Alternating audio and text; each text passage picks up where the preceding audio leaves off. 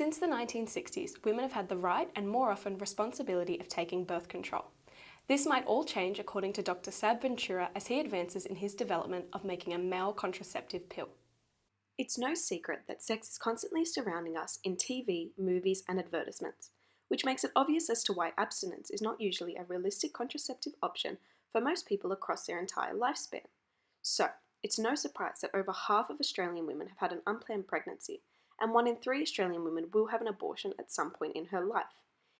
In fact, according to the World Health Organization, even if every couple used contraception perfectly every time they had sex, there would still be 6 million unplanned pregnancies each year. This is where Dr. Sab Ventura, the lead researcher in the development of male contraceptive, comes in.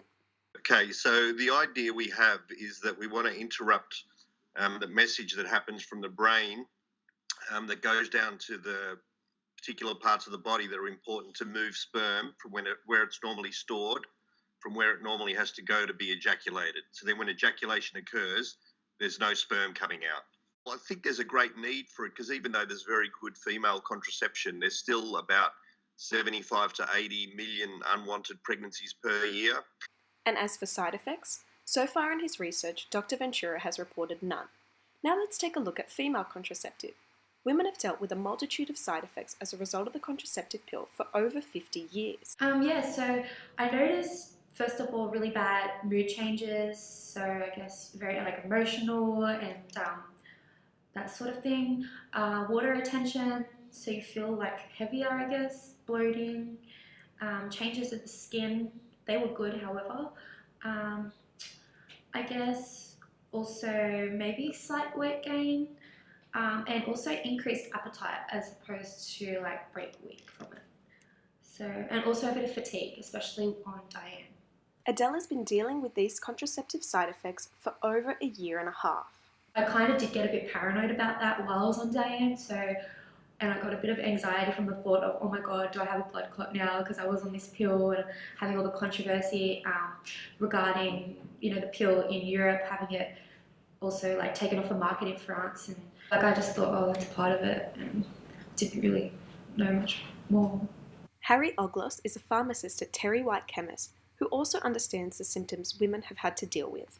But as per any kind of medication, there is side effects that can happen.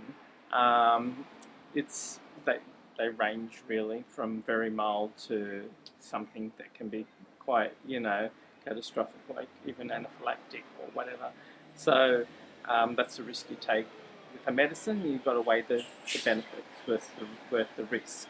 It seems as though men won't have to worry about any risk, as the pill is said to also be totally reversible.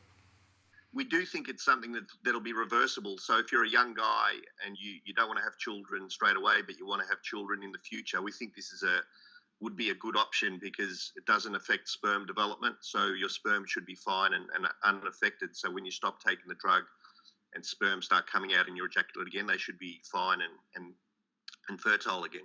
The introduction of a new form of contraceptive is a big deal, especially in young people, as Claire Pullen, Director of Advocacy at Family Planning, explains.